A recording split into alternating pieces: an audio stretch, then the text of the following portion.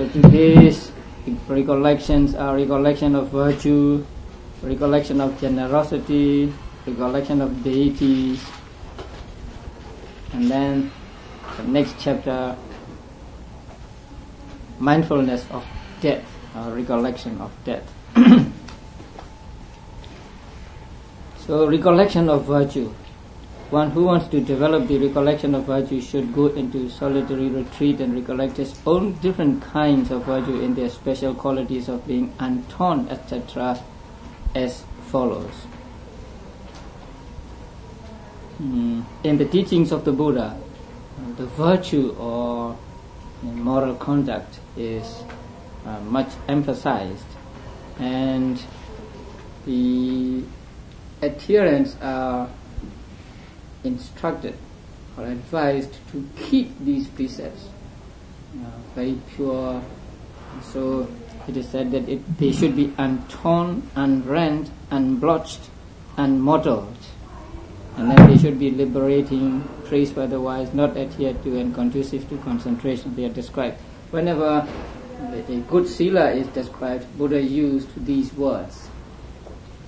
And the commentaries, including the path of purification, explained how the sila or the precepts are untorn, unrent, unblotched, and unmottled.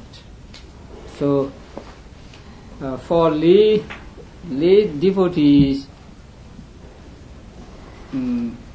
Buddha prescribed 5 precepts, and these are called precepts of a lay devotee, and not killing, not stealing, no sexual misconduct, no telling lies, and no intoxicants. And these 5 precepts are called householders' precepts, or sometimes they are called nitya sila, permanent precepts.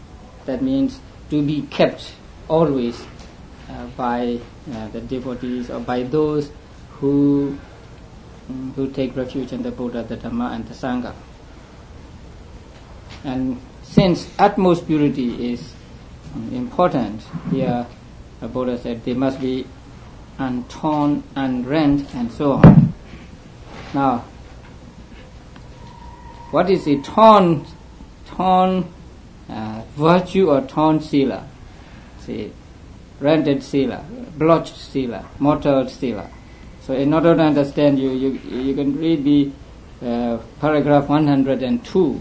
Now, please have in mind just these precepts 1, 2, 3, 4, 5. Now, if number 1 is broken, then the virtue is called torn virtue. Or if number 5 is broken, it is called torn. But if number 2 is broken, or number 3 is broken, or if number 4 is broken, then it is called rent. If they are not broken like that, it is called unrented. So there is a little difference between these words, but in reality, the precepts are to be kept. To be kept intact. So killing and intoxication are actually, in a sense, more serious. The first and the 5th. Oh no, not that way. Because here the commentary is explaining the untorn, unrent, unblotched, and unmottled, how they are different when they are described in that way. So if when number 1 is broken, or number 5 is broken, it is called torn. But if number 2 or number 3 or number 4 is broken, then it is rent. And if number 1 and 2, or 1, 2 and 3, or 2 and 3, or 2, 3 and 4 are broken, then they are called blotched. And then if number 1 and 3 are broken, or 2 and 4 are broken, every other precept, then it is called mottled. simultaneously? Broken, you talk about breaking precepts. Maybe not simultaneously, but on one occasion, or maybe in a day.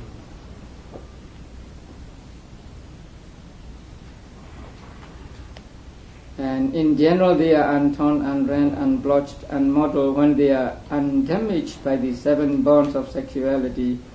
They are described in chapter 1, paragraph 144. And in Burma they are called minor sex or something like that.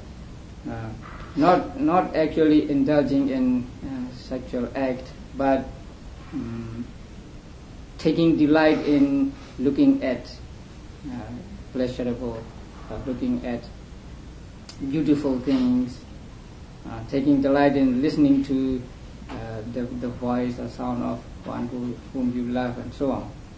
So they are called small or minor sexual acts.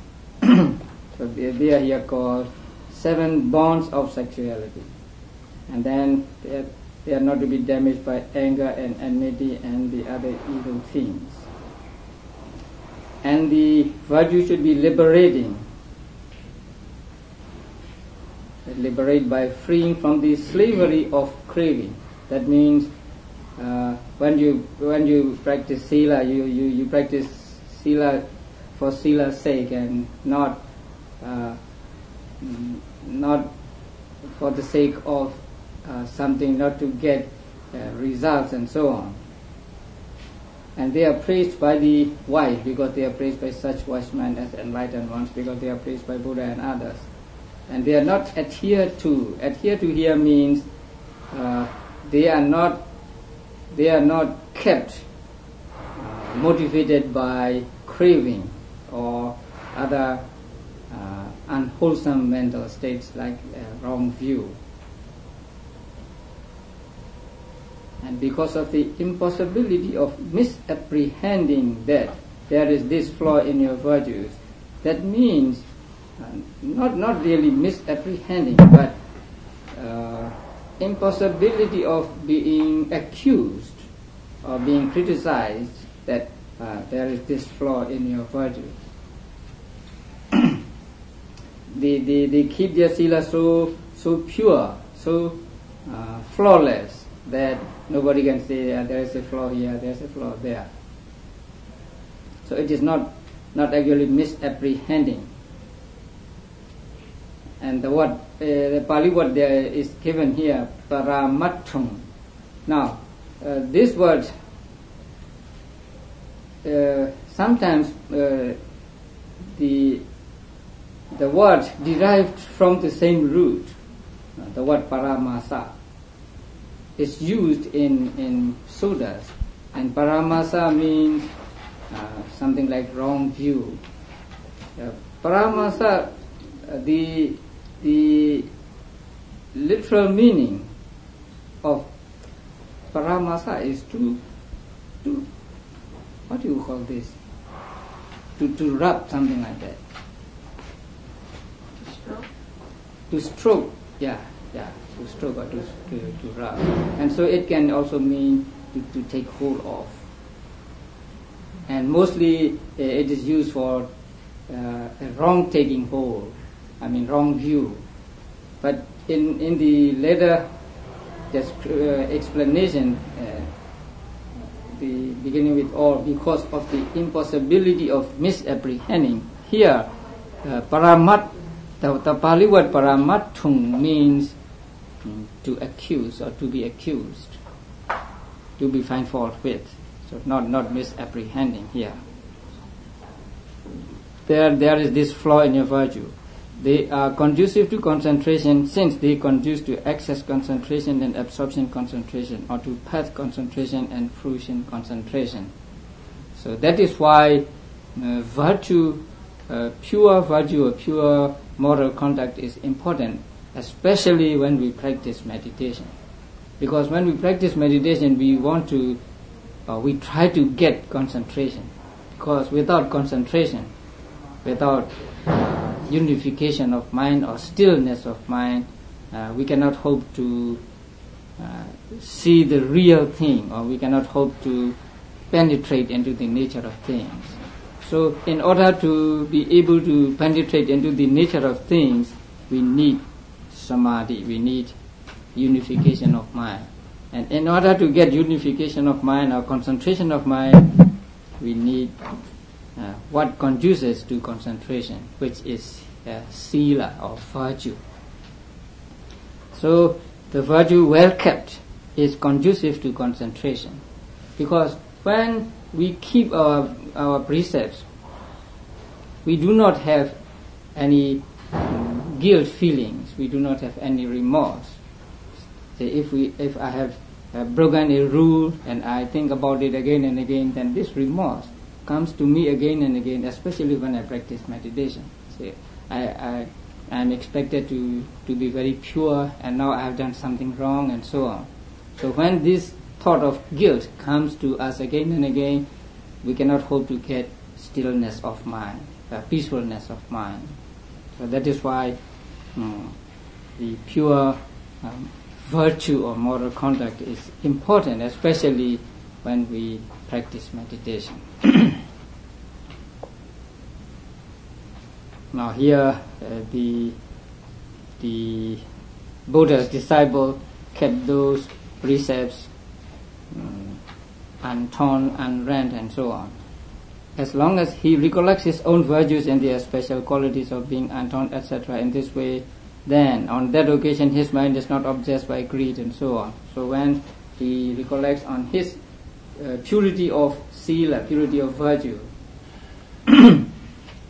there can be no greed in his mind, no anger or hatred in his mind, there can be no delusion in his mind, and so his mind has rectitude, that means what we call straightness, on that occasion, being inspired by virtue. So when he has suppressed the hindrances in the way already described, the jhana factors arise in a single conscious moment. That means at one moment the jhana factors arise. That means they become stronger, they become more matured, because jhana factors are always with us when we practice meditation, the initial application of mind, a sustained application of mind, and so on. So we experience these jhana factors from time to time, some of them from time to time, and the first and the second factors almost always. But they become stronger and stronger as you progress. And so at one time they become very, very strong. But since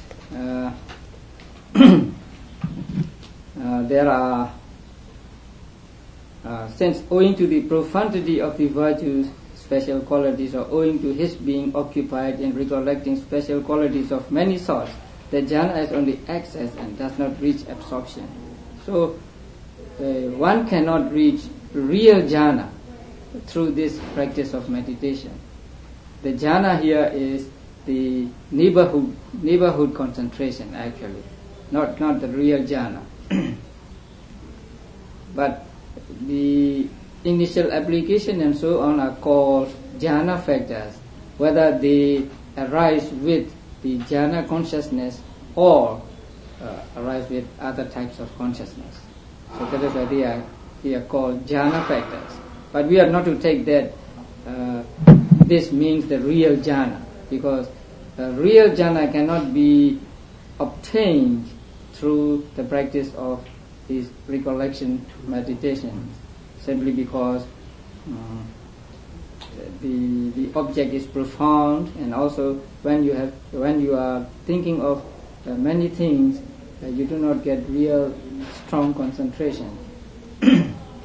Not like say breathing meditation or other kinds of meditation, where you put your mind on one object only and keep it there as long as you can. But here you are actually recollecting or thinking of many things. So samadhi cannot be too strong here. And that excess jhana itself is known as recollection of virtue too, because it arises with the virtue special qualities as the means. So sometimes we say recollection of virtue, but actually we mean the concentration. We mean the excess jhana. That means neighborhood concentration. And when a bhikkhu is devoted to this recollection of virtue, he has respect for the training as a monk. He lives in communion with his fellows in the life of purity. He is sedulous in welcoming. He is devoid of the fear of self-reproach and so on. Fear here really means danger of self-reproach. When one's moral conduct is not pure, and there are 5 dangers: self-reproach, reproach of others, punishment,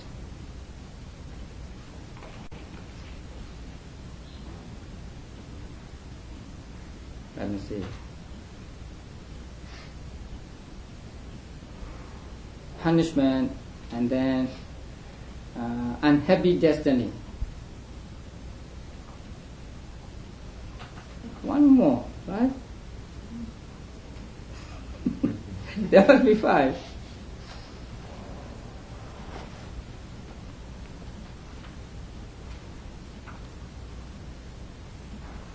Self-reproach and reproach of others, and then punishment, and then unhappy destiny. One more. I couldn't remember it.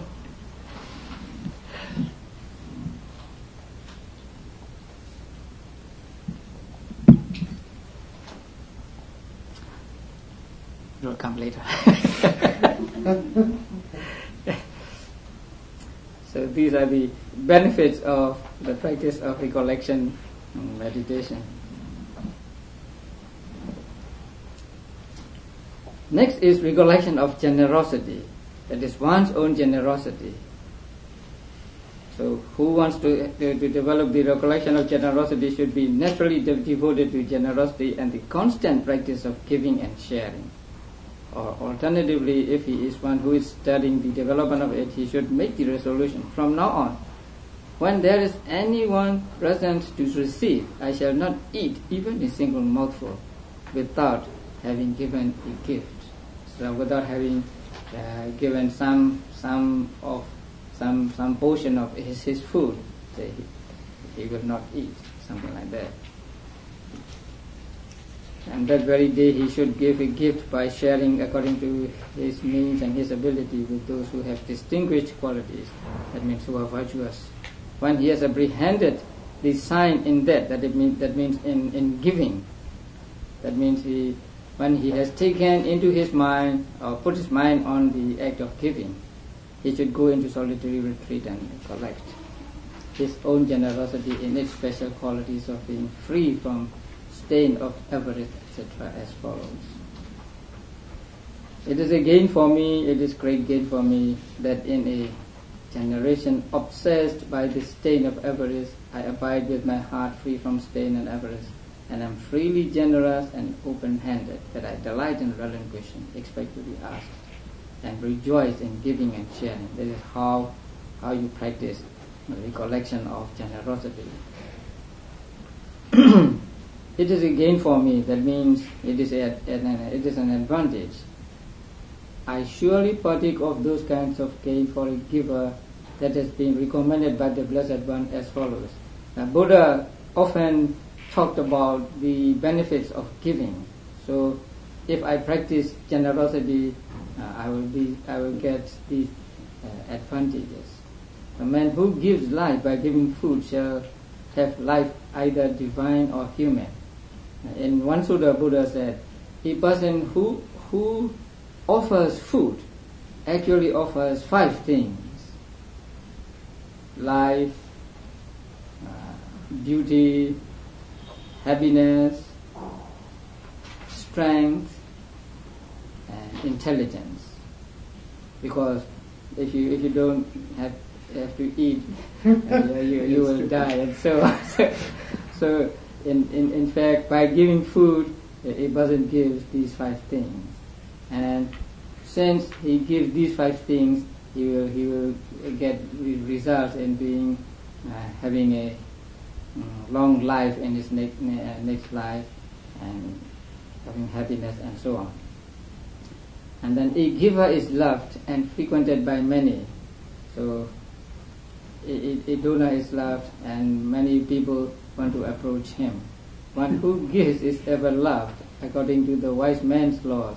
In fact, what is meant here is a person who gets into the wise man's practice. Law here means just practice. You know, the word Dhamma is very difficult. If you stick to only one translation, you will miss the point. So every time you find the word Dhamma, you have to be discriminating, see which kind of Dhamma it is meant. So we cannot translate the word Dhamma as by the word law always. Sometimes it means law, and sometimes it means practice. Sometimes it means wholesome states and unwholesome states and so on. So here, one who gives is ever loved, because he gets into the practice of wise men. It is great for me, and obsessed by the stain of avarice. That means people are stingy, and so among these people who are stingy, I am not stingy. I practice generosity and so on. And generation means beings, so called owing to the fact of their being generated. Now, the Pali word is P-A-J-A, Pajja, and Nyanamoli always translates Pajja as generation. Pajja is, the Pali word Pajja is a synonym for Satta, a being. So Pajja means just being. But in Pali it is used in singular number, although it means many people. I think like the English word people or a group.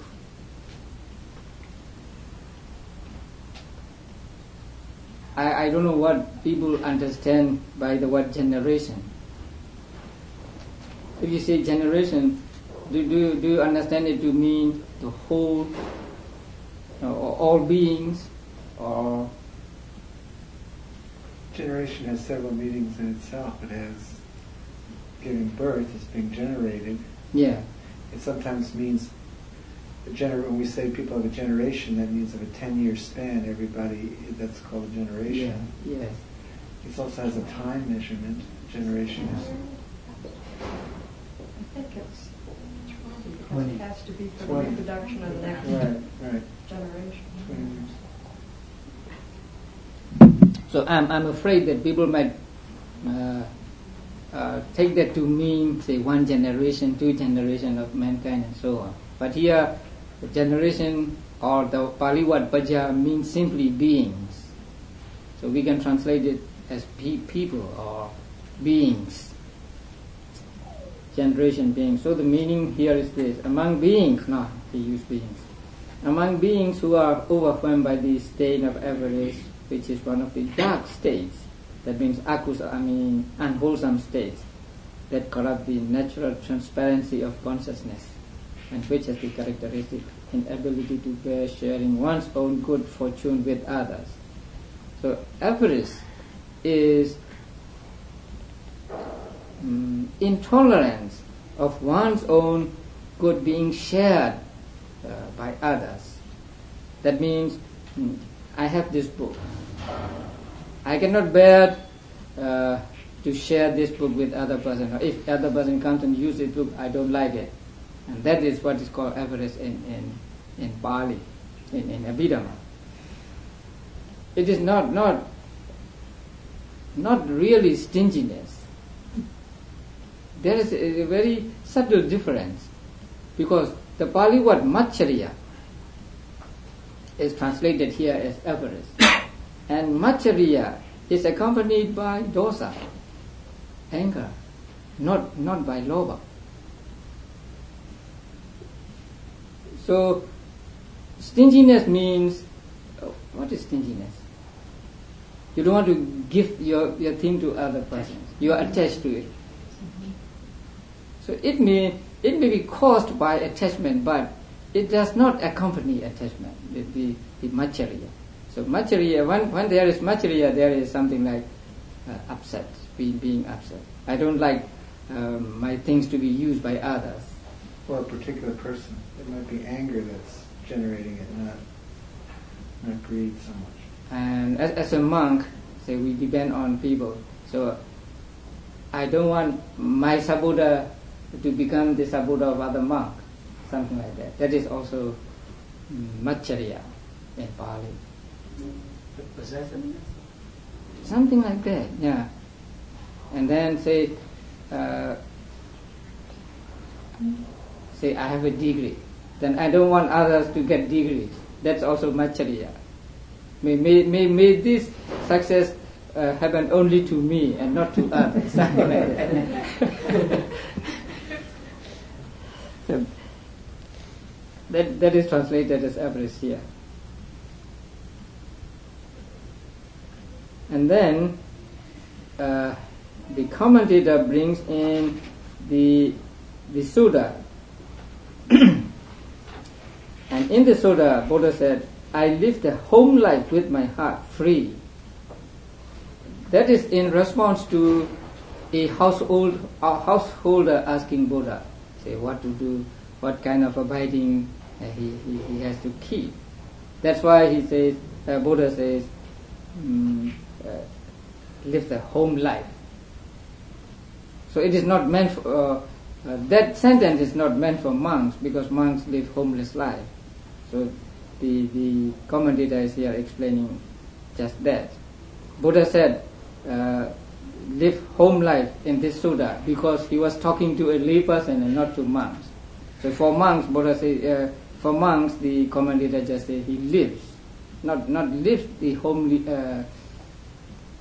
what's called it, not lives the home life, but just lives. And then at the end of that paragraph, there the meaning is, I live overcoming. I think it should be overcoming. Say you are the head of a family. So you live governing the family or being the leader of the family. That is what is meant in Pali here. Overpowering? Supporting? Not supporting, but you are above the family, something like that. Overseeing? Leading? Leading, yeah. I think leading or overseeing.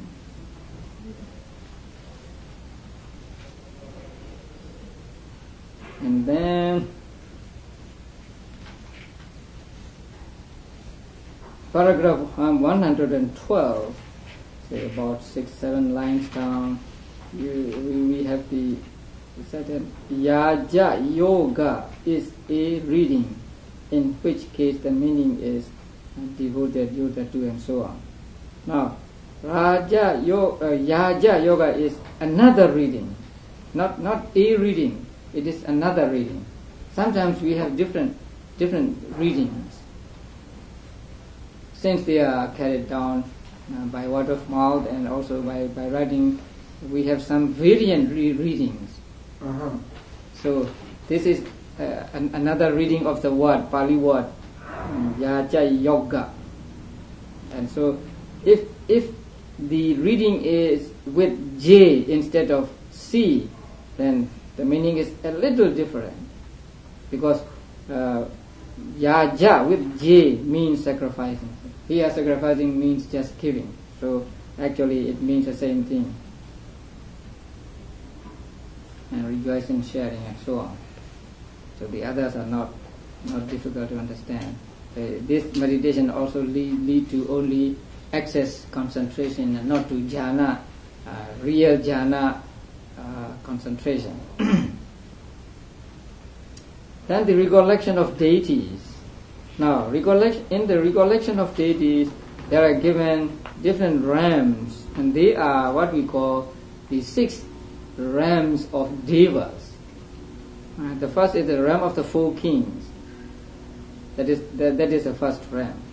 The second is the Dāvatimsa, the realm of the 33. And the next is Yama, deities who are gone to divine bliss. And the next is Tusita, the deities who are contented. And next is Nimanarati, those who delight in creating things for themselves and enjoy them. Then next is Paranimita Vasavati, who wield power over others' creations. Actually, they do not create things for themselves, but they have other deities create things for them and enjoy them.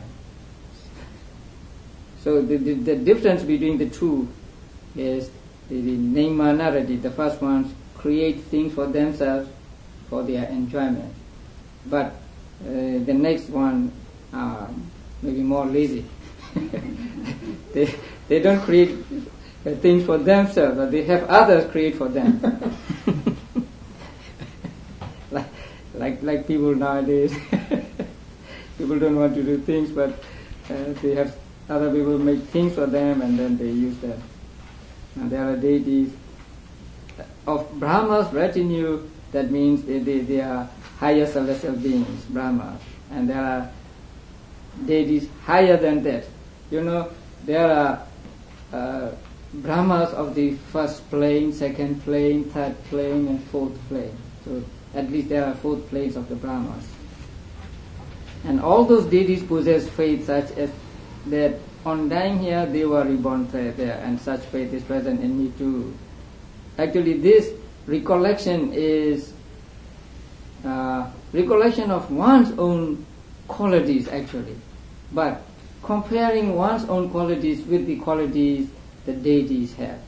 So these people, these beings are reborn. Before they are reborn as deities, they were human beings, and when they were human beings, they have such qualities as faith, and then what?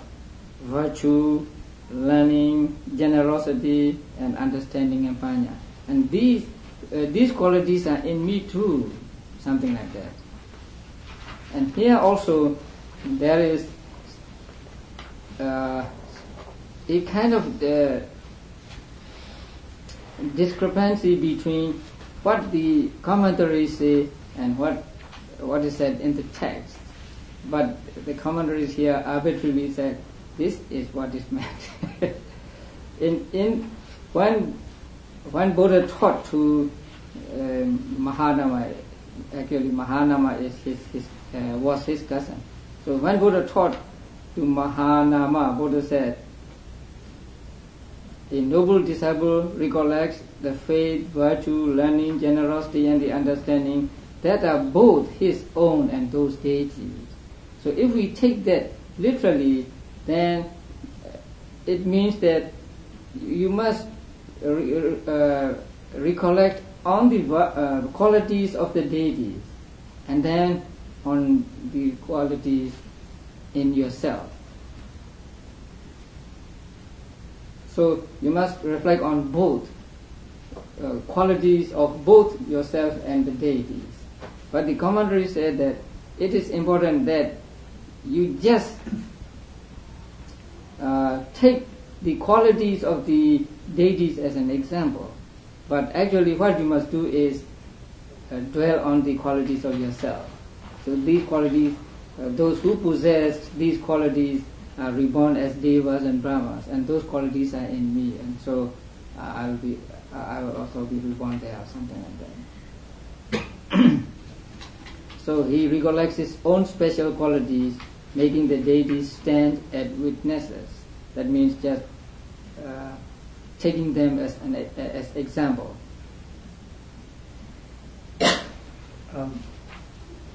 For at least this Western person, this is quite a bit different than, even with the change you just said, quite different than recollecting the 3 treasures and generosity and virtue. Those are, I can easily see how they would be very efficacious and very useful objects of meditation. But deities, or gods, in other places, Buddha says the question of whether they're gods or not does not further, or whether they're existent or not does not further one. That's not one of the useful questions or decisions. It's, and yet, this is as an object of, as one of the six, it seems a little out of place.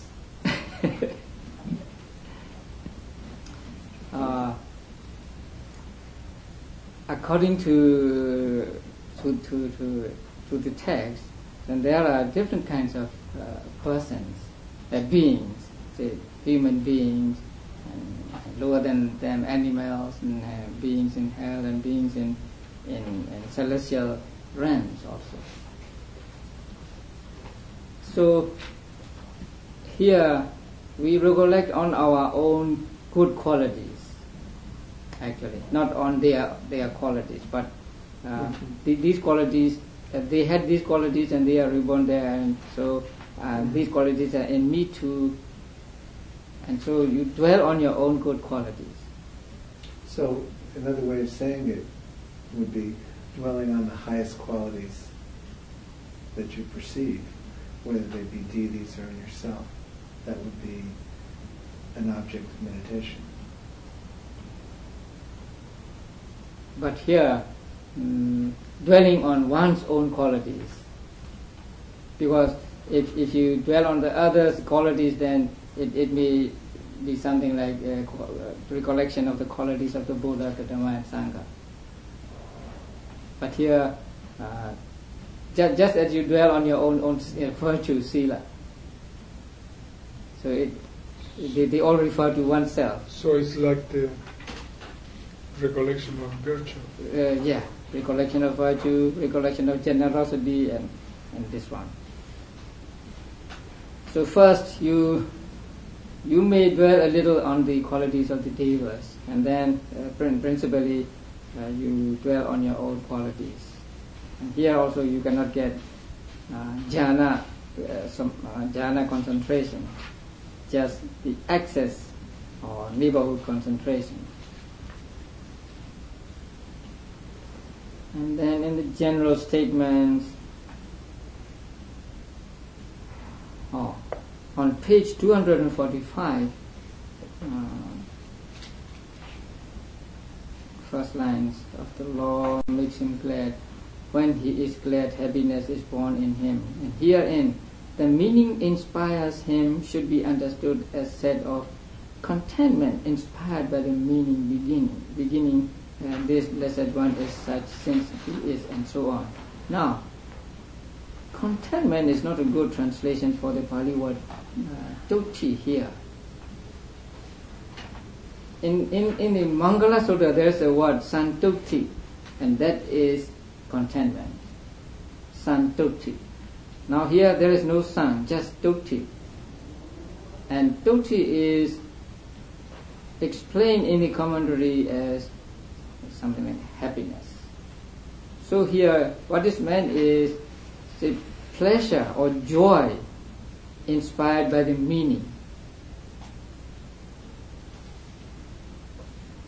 not contentment.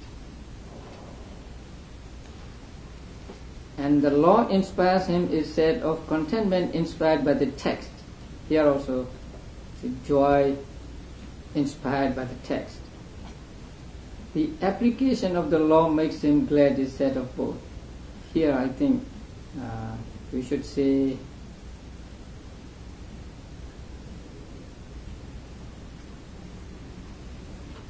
he gets joy connected with Dhamma.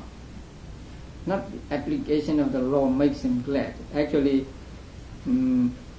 when he practices the recollection meditation, he becomes joyful. He thinks of the words themselves, and he thinks of the meaning of the words, And whether he keeps his mind on the words or the meanings, he gets joy from recollection of this. And that joy is connected with the practice, connected with Dhamma. So the last one is to be translated not as the application of the law makes him glad. Something like he gets satisfaction or he gets joy connected with Dhamma. You can get happiness or joy by going after worldly pleasures. But here the joy you get is from the practice of meditation. So we could say the application of the law is joyful? Application of the law is joyful. The practice is better.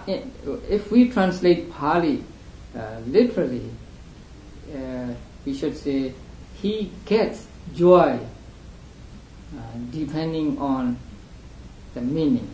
He gets joy depending on the text. He gets joy which is connected with Dhamma or practice.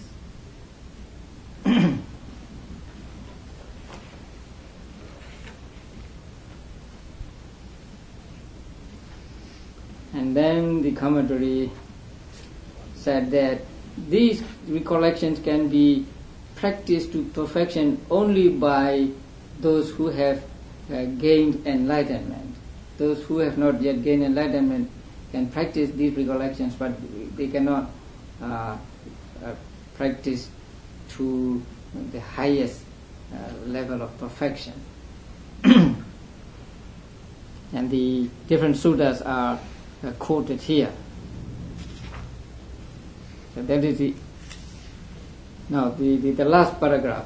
The Venerable One, it seems, let me see.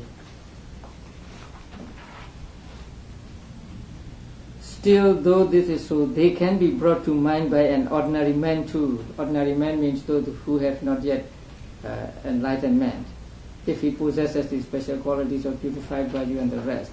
For when he is recollecting the special qualities of the Buddha, etc., even only according to hearsay, that means the second-hand knowledge, his consciousness settles down, in virtue of which the hindrances are suppressed. In his supreme gladness he initiates insight, and he even attains to arahantship, like the elder Pusadeva who dwelt at Katakandakara, is the name of a place. The Venerable One, it seems, saw a figure of the enlightened one created by Mara. You know, in Buddhism there is Mara, which is like Satan in Christianity. So sometimes Mara is considered to be a person, but many people think that it is personified the unwholesome state. But here it is taken as a person. So this monk met the Mara, and then this monk was very devoted to the Buddha, although he was not born at the time of the Buddha. So he wanted to see the Buddha. He wanted to see the likeness of the Buddha. And Mara was alive when Buddha was living, and so he asked Mara to assume the form of form of the Buddha, so that he could look at him. So the Mara assumed the form of the Buddha. So looking at the form of the Buddha, he thought, how good this appears despite its having greed, hate and delusion. That means this Mara has greed, hatred and delusion in him. Even then, when he assumes the form of the Buddha, it's very, very beautiful or very inspiring. And what can the Blessed One's goodness have been like? So the real Buddha, the real appearance of the Buddha might be thousands of times better than this. For he was quite without greed, hate and delusion. He acquired happiness with the Blessed One as object, and by augmenting his insight, that means developing his vipassana, he reached arahantship. So, after practicing recollection meditations, one can go over or change to vipassana and practice vipassana meditation. So vipassana meditation is trying to see the impermanence, suffering and soullessness of things. And so it can take any state, anything as an object. Sometimes they just take the joy they got from the recollection. So they look upon joy as impermanent and so on, and practice vipassana meditation and develop it and to get enlightenment. Now the next one, mindfulness of death. Now death is defined here as the interruption of the life faculty included within the limits of a single becoming or single existence. That means in one life, a human life or an animal life or whatever. And interruption really means cessation or being cut off. So stoppage or cessation of the life faculty. You know life faculty, jivita in Pali. Something which keeps our bodies alive, and that is called life faculty. And also there is life faculty of mind. So there are two life faculties, physical